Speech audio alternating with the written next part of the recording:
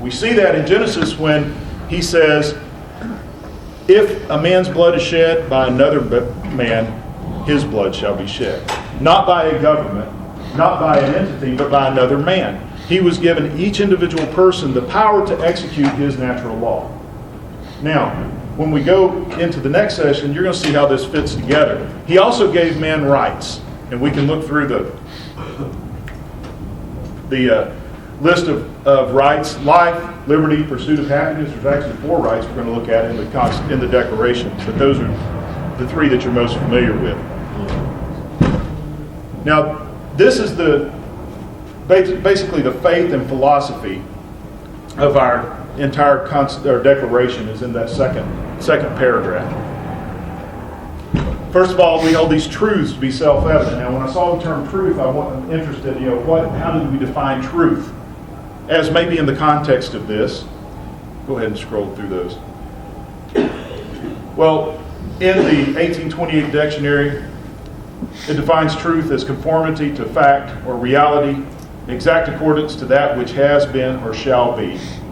Real fact or just principle. Again, what does it reference when you want to reference this term of truth as it applies in the Declaration of Independence? Well, it references the book of John, chapter 17, in the original dictionary, which basically says God's word is truth. Let's look at the 6 truths of government as defined by our founders. Okay? And those are found all in this most famous paragraph of our Declaration. Go ahead. First of all, men are created. They are created by God. And this is why I made the statement earlier that if we separate God from our government, then we are going to lose everything that we have ever known this nation to be like. So first truth is men are created. Second is men are created equal. Again, goes back to the philosophy that God gave man dominion over the unreasoning creatures, but not dominion over each other. Next, they are endowed with their rights by God. Okay? Now, this key term here, rights are unalienable. When we go back and we define that term unalienable, to alienate, according to the Webster 1828 dictionary, means to transfer ownership. If you were to have property in the 1700s and you wanted to give your child or you wanted to sell a piece of that property, the term was you alienated that property. Unalienable means cannot be transferred. Ownership cannot be transferred. You don't have the right to transfer your rights because they were given by God, and God has given no one the power to take rights away. This is the entire philosophy of our founders, is rights are given by God. Interestingly enough, Calvin Coolidge, when he was running for office, dispelled that idea. He said rights are given by law, not by God. Beginning of our progressive movement, by the way. If anybody listens to Glenn Beck, you'll know that Calvin Coolidge, even though he was Republican, was one of the founders of the progressive movement. Again, separating God from the entire ideas of our government. The other key truth of civil government is government exists for one purpose: to secure these God-given rights. That's it. That's the whole idea of limited government, that as we see in the Constitution, it is a framework to limit the power of government. It comes directly from here, that the entire purpose of government existing is to preserve the rights, protect the rights of individuals. And here's that portion we're about to tie all this together. Governments derive their just powers from the consent of the governed. Let's go to the next slide. I think this is going to pull it all together. Here's the basic foundational beliefs of our founding fathers when it comes to civil government. God gave man 2 things. He gave him power to execute his natural law, so that to protect the rights of others from being infringed. He also gave him rights. Those rights are not transferable. They cannot be taken away. But power can be transferred. The creation of civil government is simply we, the people, taking that portion of civil judgment that God has empowered each one of us, collectively putting it together to create a government to execute God's natural law. That's the entire philosophy of our founding fathers. You put it together and we transfer a portion, not the entire power, but the portion of that power to civil government, and we define to the government how much power they have to basically provide basic services of protecting our rights and defending our freedom and our liberty. That's the entire concept of our founding fathers rolled into one short piece. When you understand that, it makes it a whole lot easier to understand some of the ideas that we see within the Constitution. Okay, you can go through. I pretty much covered that already. All right. The Declaration, I'm going to hit it one more time, enumerates certain rights that we have. We're familiar with 3 of those, but actually there's 4 rights enumerated in the Declaration, and the 4th right was so important to the founders, they actually listed it twice. Go ahead. We know life, we know liberty, and the pursuit of happiness. Now, a lot of these that you will see, these same phrases used in Locke's treatise on government.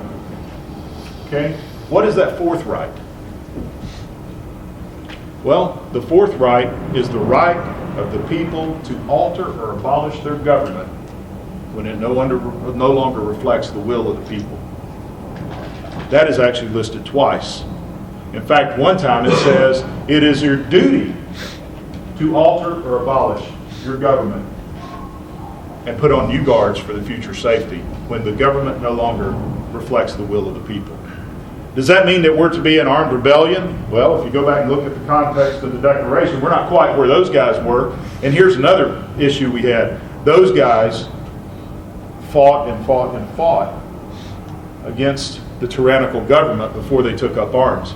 We're just now beginning this. The majority of the people are just becoming educated. The majority of people don't realize that the government is leaning toward tyranny. So it's time for us to re-educate the people in this realm. Real quickly, some other concepts and ideas that we see within here. As I said, this was written to the entire world, and it was to be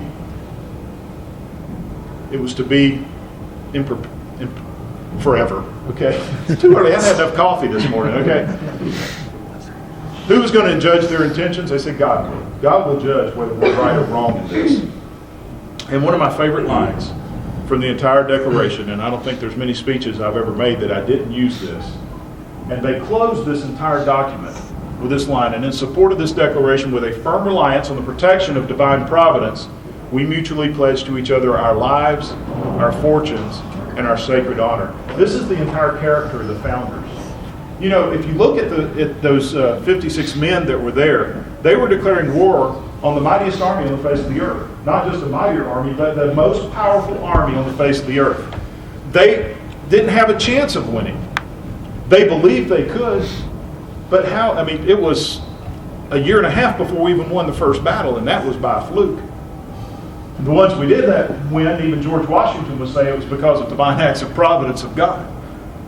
But what was the character of these men that they would actually believe that they could succeed in this, or they wouldn't do it? Because the punishment for tyranny against, or treason against the crown, and I hope I don't gross any of you out too much, but it was to be tied, hanging from a tree, your bowels opened up, and left hanging for the birds to basically eat you from the inside out. It was a very painful death. That's why Benjamin Franklin, when he signed the document, not on July 4th, by the way, on August 2nd was when they actually signed the document, he said either we all hang together or we'll hang separately. And just a side note, July 4th is really an arbitrary date. The Declaration of Independence was actually voted on and enacted on July the 2nd, 1776. But those of you in the legislature will know, as bills come before us, they get amended, even up on the floor as we're working on it. Well, they debated and they made amendments to the Declaration. They actually adopted it, passed it on July 2nd. Well, the scribe had to sit down and rewrite it. He did that on July 3rd, knowing that it would be signed on July 4th by the acting president of the Second Continental Congress. And so he actually put the date July 4th, and that's just stuck with us as the historical date. The founders, the picture that you saw that I had up here, would have actually been on August the 2nd, 1776, not on July the 4th. But hey, we're simple. We just want to keep things simple in this nation. So We celebrate July 4th as our national holiday. Just to summarize this, and I'll take some questions, and I'll hit on a couple of things on the Constitution if we have time. Just really quickly, I wanted to, if some of you need to leave before we get into the question and answer period, that now is a good time. But also, I just want to make a statement for some that may have to leave. All of our elected officials are welcome to this meeting, and I want them to feel welcome to this meeting. And I want you also to know that what we want to accomplish here in these meetings is not only educational. We want to let our officials know, and matter of fact, we've got Commissioner Todd Powell now that's here this morning. Our commission chairman, David Austin, is here this morning.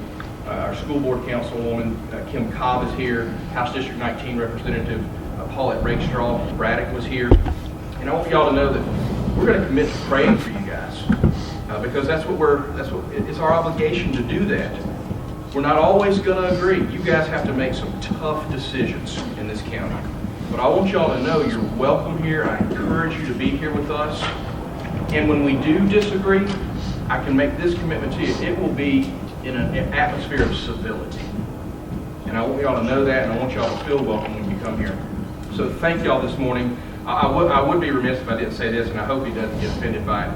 But your breakfast is taken care of this morning. Had I known that, I might have gotten breakfast. But our commission chairman, David Austin, has agreed to take care of everybody's breakfast. So thank you so much.